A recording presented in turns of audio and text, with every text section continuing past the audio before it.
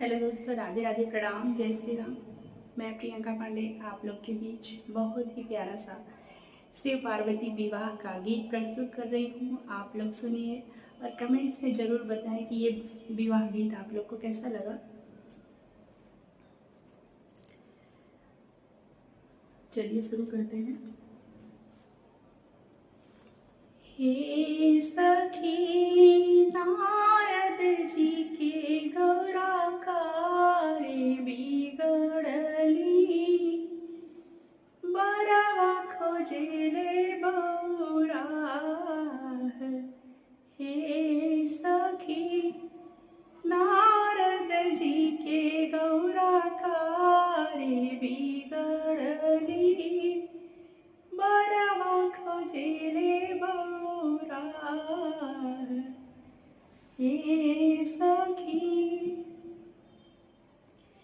सब बर आवेले हाथी से घोड़ा, झूठे लगाऊं जवार। हे सखी बसहा चढ़ल अइले शिव ससुररिया, सर पर छोड़ेला फुफकार।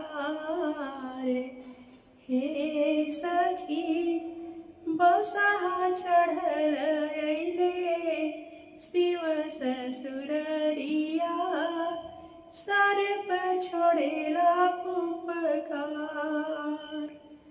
सब वर पहिनेले धोती कुर्ता, काजरे से सिंगार।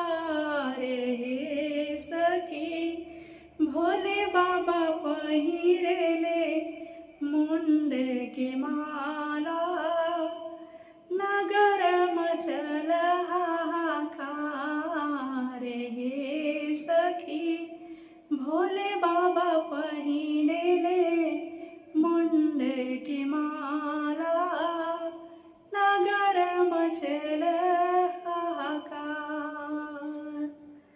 अंगूठी से गाड़ी खातिर सब बार रुसले, आइले जब ससुरार।